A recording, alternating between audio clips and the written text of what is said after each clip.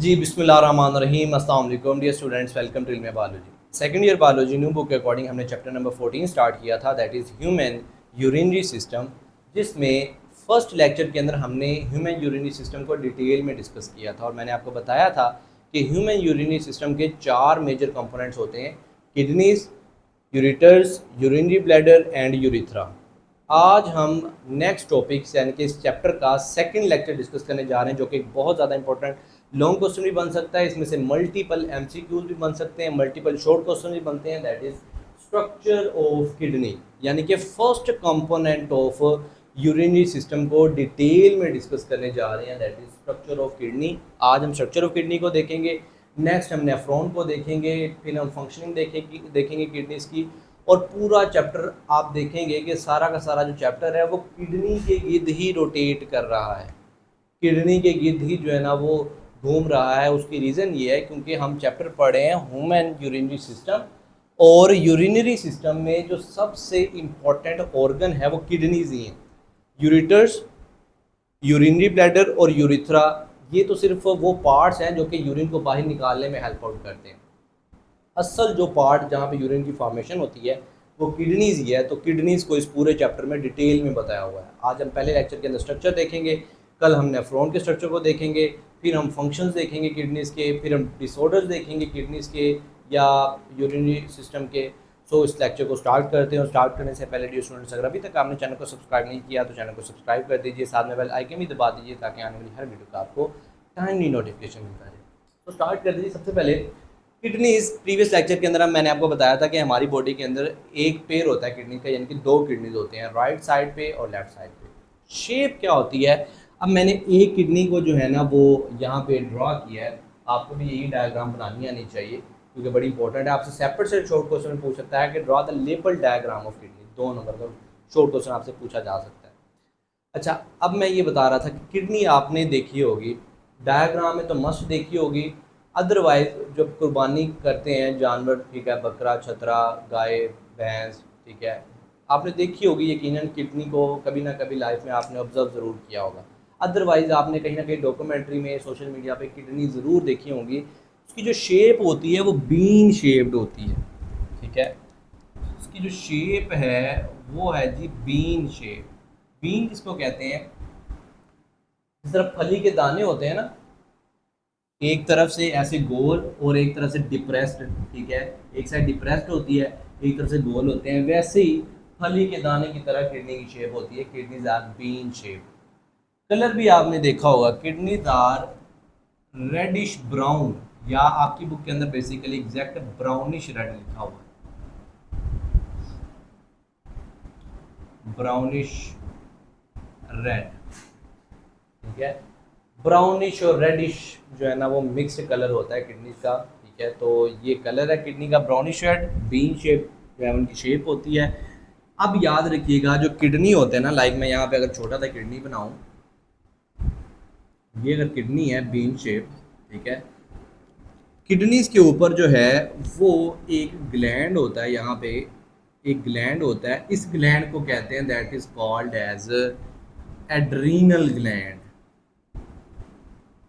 Adrenal gland का नाम दिया जाता है, ठीक है। किडनीज के ऊपर कौन सा ग्लैंड मौजूद होता है? एड्रीनल ग्लैंड मौजूद होता है। एजी का मतलब adrenal gland.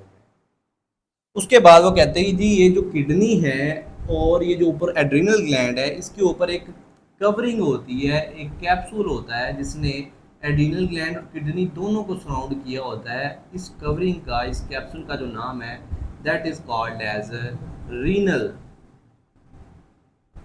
Fibrous capsule. So the kidneys along with adrenal gland are surrounded by a membrane called as the renal fibrous capsule। अच्छा, अब यहाँ पे आपने एक बात याद रखनी है कि जहाँ पे भी वर्ड रीनल आ जाएगा ना, रीनल, रीनल का मतलब होता है जी किडनीज डायरेक्ट। जिस तरह से कार्डिक हम पढ़ के आए हैं फर्स्ट ईयर के अंदर, उसका मतलब होता है दिल।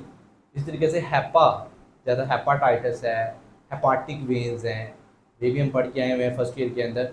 तो हेपाटिक का मतलब या हेपा का मतलब होता है लीवर।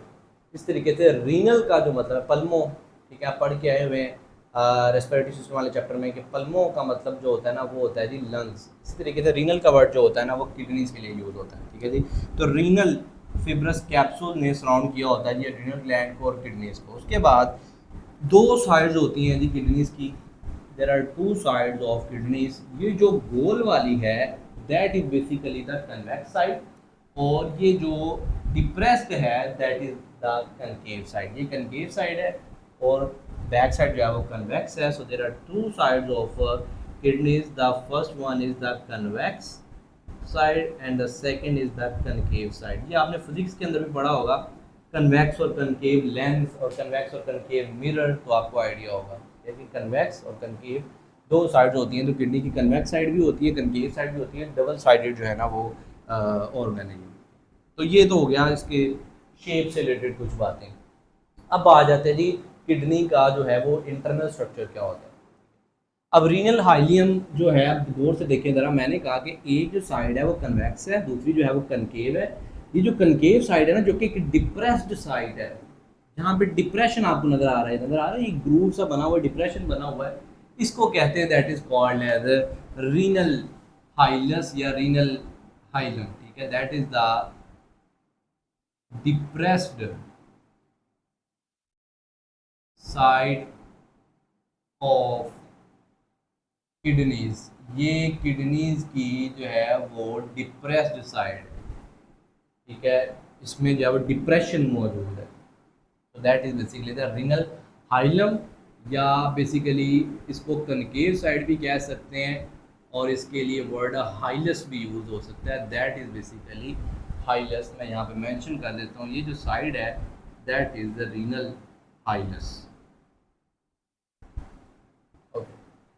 अब इंटरनल स्ट्रक्चर की तरफ आते हैं। किडनी जो है ना, जब आप एक किडनी लें, किडनी को कट करें, ठीक है, स्ट्रेट किडनी है, किडनी को कट करें, जब कट करते हैं किडनी को तो अंदर से कुछ ऐसा स्ट्रक्चर नज़र आता है। आपको नज़र आएगा कि किडनी जो है वो इंटरनल साइड से, जो किडनी होती है उसके दो पार्ट्स होते हैं। There are two parts of internal kidneys, the first one is renal cortex and second is renal medulla. ये जो है ना ये वाला पार्ट, ठीक है, ये वाला जो पार्ट है दैट इज रीनल कॉर्टेक्स, जो कि आउटर पार्ट है। The outer part of kidney is called as renal cortex, ठीक है। और ये कितना होता है आपकी बुक के अंदर लिखा हुआ है कि जो आउटर पार्ट होता है किडनी का वो रीनल कॉर्टेक्स है, जो आउटर लेयर भी आप कह सकते हैं। किडनी के दो पार्ट या दो लेयर्स होती हैं, जो आउटर लेयर है वो रीनल कॉर्टेक्स है, जो कि आपको मोस्टली आपकी बुक के अंदर ये मेंशन ही है, लेकिन आप देख सकते हैं कि ये आपको जो है ना रेडिश नजर आएगी, ब्राउनिश और रेडिश का मिक्सचर। और जो इंटरनल है ना ये लाइट पिंक कलर की नजर आती है। ओवरऑल आपकी बुक के अंदर सिर्फ ये लिखा है ब्राउनिश रेड कलर होता है, लेकिन मैं आपको बता रहा हूँ कि जो बाहर वाली होती है रीनल कॉर्टेक्स ये ज़रा डार्क होती है, और ये 1/3 ऑफ किडनी होती है, ठीक है। अगर किडनी की टोटल साइज देखिए, किडनी का एरिया देखें, तो जो रीनल कॉर्टेक्स है इट इज़ 1/3, ये 1/3 होती है टोटल किडनी का, 1/3।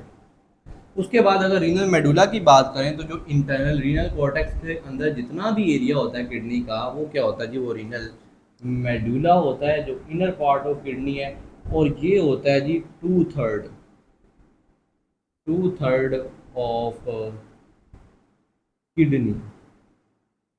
किडनीज का जो बाकी साइज है 1/3 जो है, लाइक अगर किडनी के 3 हिस्से करें तो देखा जाए तो 1/3 जो है वो रीनल कॉर्टेक्स बनता है, और जो 2/3 है वो रीनल मेडुला बनता है। अब 2/3 क्यों बनता है, क्योंकि रीनल मेडुला जो है इसके अंदर आपको फर्दर स्ट्रक्चर नज़र आ रहे हैं, ये कौन से स्ट्रक्चर भी नज़र आ रहे हैं, ये एक आपको कैविटी भी नज़र आ रही है, फिर यहाँ से भी एक पोर्शन निकलता हुआ नज़र आ रहा है, फिर यहाँ से भी 2 वेन्स आ रही है और जा रही नज़र आ रही है। तो ये काफ़ी ज़्यादा स्ट्रक्चर इसके अंदर मौजूद होते हैं, इसलिए रीनल मेडुला जो कि इनर पार्ट होता है किडनी का ये ज़्यादा साइज़ के अंदर बड़ा होता है। तीसरा जो पार्ट है वो है जी रीनल पायरामिड्स। ये जो आपको नज़र आ रहे हैं ना ये वाले, ये हैं जी रीनल पायरामिड्स। पायरामिड किसको कहते हैं, ये आपने मिस्र के इजिप्ट पायरामिड सुना होगा, जो कौन शेप्ड होते हैं। ठीक है। तो वैसी किडनी के अंदर जो है वो इस तरीके से कॉन शेप्ड स्ट्रक्चर मौजूद होते हैं रीनल मेडुला के अंदर, जिनको रीनल पिरामिड्स का नाम देते हैं। So renal pyramids are cone shaped structures in renal medulla.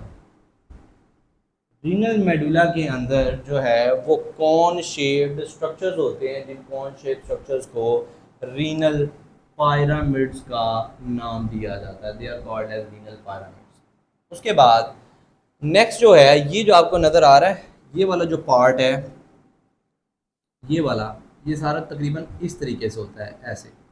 ये जो कॉन शेप्ड एरिया ना, फनल शेप एरिया, जिस तरह फनल के अंदर होता है ना, फनल इस तरीके से होती है जो कि सारी चीज़ों को कलेक्ट करके एक सिंगल ट्यूब के अंदर भेज देती है जिससे निकल जाता है। वैसे ये वाला जो सारा एरिया है ना, ये भी सारा एक फनल शेप्ड एरिया होता है, जो कि जब यूरिन बन जाता है रीनल मेडुला, कॉर्टेक्स और मेडुला के नेफ्रॉन्स के अंदर, तो सारा यूरिन जो है वो नेक्स्ट इसके अंदर आता है, रीनल पेल्विस के अंदर, जो कि फनल शेप्ड होती है, जिससे यूरिन आगे पास हो जाता है किसके अंदर, यूरिटर्स के अंदर पास हो जाता है। तो ये वाला जो पार्ट है ना, ये वाला part, this is called as renal pelvis. ये रीनल पेल्विस कहलाता है। ठीक है, तो इसको भी मैं लिख देता हूँ। रीनल पेल्विस क्या है, ये एक फनल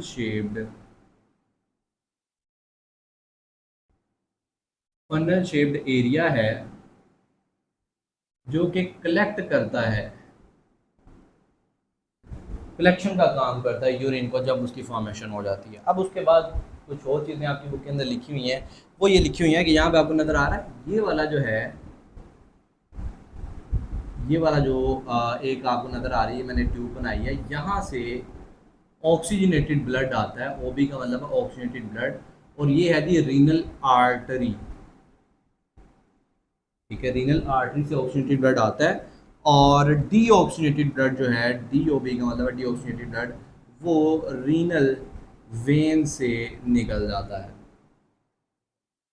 अब डियर स्टूडेंट्स, मैं यहाँ पर थोड़ा सा मैकेनिज्म आपको बता दूँ, थोड़ी सी एक्सप्लेनेशन मजीद कर दूँ। हमारे किडनीज का काम क्या है, यूरिन की फॉर्मेशन करना। यूरिन बनता कैसे है, ये एक इंपॉर्टेंट क्वेश्चन है। एग्जैक्ट हम मैकेनिज्म नेक्स्ट क्लास के अंदर पढ़ेंगे, सिर्फ थोड़ा सा मैं आपको बता दूँ। बेसिकली हम जो भी खुराक खाते हैं ना, वो हमारे एट द एंड आप पढ़ के आए हुए डाइजेस्टिव सिस्टम वाले चैप्टर के में कि glucose, amino acids, fatty acid, हर चीज़ ब्लड के अंदर चली जाती है। फिर जो जो चीज़ चाहिए होती है वो मसल्स में आगे सेल्स के पास चली जाती है। जो एक्स्ट्रा चीज़ें बच जाती है, जो वेस्ट बच जाते हैं, ब्लड ही इसी आर्टरी के जरिए से आता है किडनीज के अंदर। किडनी उस ब्लड में से, अब किडनी के अंदर क्या मौजूद होते हैं, किडनी के अंदर जो है वो नेफ्रॉन होते हैं। ठीक है, इस तरीके से नेफ्रॉन मौजूद होते हैं करोड़ों की तादाद में।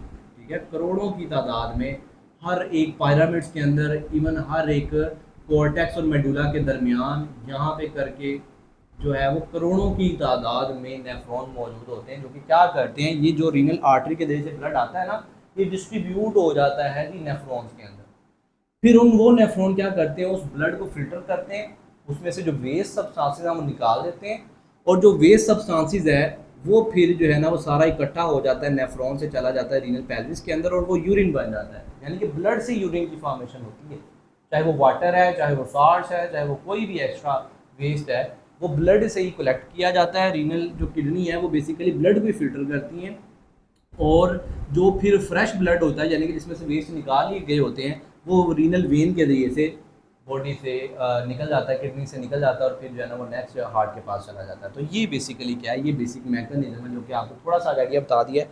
बाकी इंशाल्लाह नेक्स्ट क्लास के अंदर डिटेल में डिस्कस करेंगे कि कैसे नेफ्रॉन जो है उसका स्ट्रक्चर क्या है। पहले तो हम ये डिस्कस करेंगे, फिर हम जो है फंक्शनिंग ऑफ किडनी देखेंगे, यानी कि जिसमें हम नेफ्रॉन का फंक्शन देखेंगे कि बेसिकली नेफ्रॉन फंक्शन कैसे करते हैं, कैसे ब्लड से यूरिन की फॉर्मेशन होती है। That's all about today's lecture.